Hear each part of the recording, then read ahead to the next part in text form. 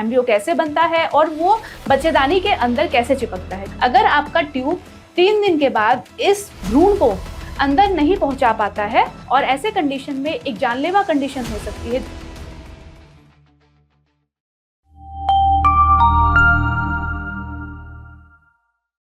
नमस्कार, आज की वीडियो में हम जानेंगे कि आपके शरीर में, महिला के यूट्रस में जो भ्रूण है, वो एम्ब्रियो है, वो कैसे बनता है और वो बच्चेदानी के अंदर कौन से भाग में बनता है और वो कैसे चिपकता है। चलिए स्टार्ट करते हैं। तो आज मैं आपको जानकारी दूंगी फर्टिलाइजेशन की और एम्ब्रियो बनने की। एम्ब्रियो कैसे बनता है और वो बच्चेदानी के अंदर कैसे चिपकता है। चलिए स्टार्ट करते हैं।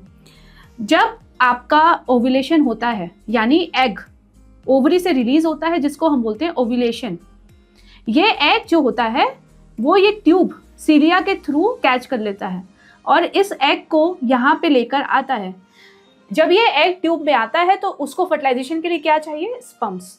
तो ये स्पर्म्स जब रिलेशन होता है तो ये स्पर्म्स नीचे से स्विम करके जाते हैं और इन एग के साथ फर्टिलाइज करते हैं, यानी एग और स्पर्म मिलते हैं और स्पर्म एग के अंदर जाता है और जब ये फर्टिलाइज होते हैं तो क्या बनता है?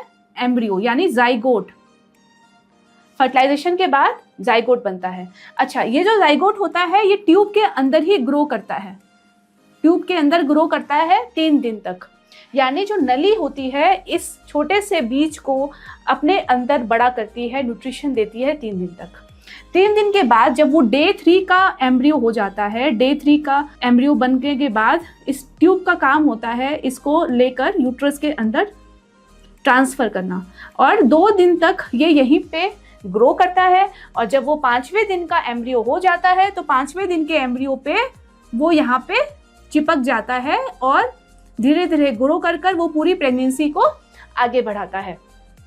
तो ऐसे केस में 3 दिन तक ट्यूब का काम होता है एम्ब्रियो को रखना और 5वें दिन पे वो यूट्रस के अंदर आ जाता है। अगर किसी महिला की एक्टोपिक प्रेगनेंसी होती है, आपने सुना होगा एक्टोपिक प्रेगनेंसी, वो क्यों होती है? अगर आपका ट्यूब 3 दिन के बाद इस भ्रूण को अंदर नहीं पहुंचा पाता है तो वो भ्रूण यहीं पे फंस जाता है और यहीं पे फंसने के बाद वो धीरे धीरे यहीं पे बड़ा होने लगता है और ऐसे कंडीशन में एक जानलेवा कंडीशन हो सकती है जिसको हम लोग बोलते हैं एक्टोपिक प्रेगनेंसी। अगर ये सही समय पे डायग्नोज नहीं होती है तो ये भ्रूण यहीं पे बड़ा होता रहता है और नली फट भी सकती है। तो ये जो कंडीशन होती है इसको बोलते हैं एक्टोपिक प्रेगनेंसी और अगर सब कुछ ठीक चलता है तो ये हेल्दी प्रेगनेंसी में कन्वर्ट होता है। तो ये थी नॉर्मल जो नेचुरल प्रेगनेंसी होती है उसमें भ्रूण कैसे बनता है। अब बात करते हैं आईवीएफ की।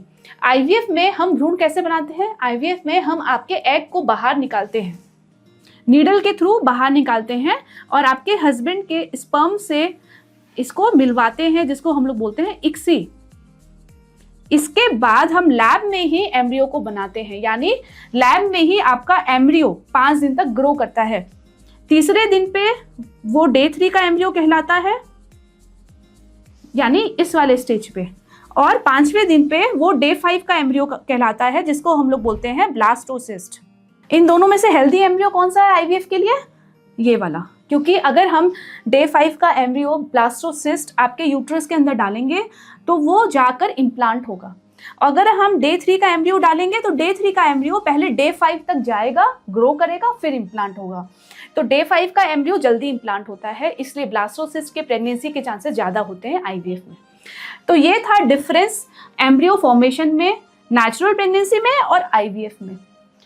आशा करती हूँ ये जो मेरी वीडियो है इससे आपको जानकारी मिली होगी कि आपके शरीर के अंदर एम्ब्रियो कैसे बनता है। Wishing you all the best, happy pregnancy and happy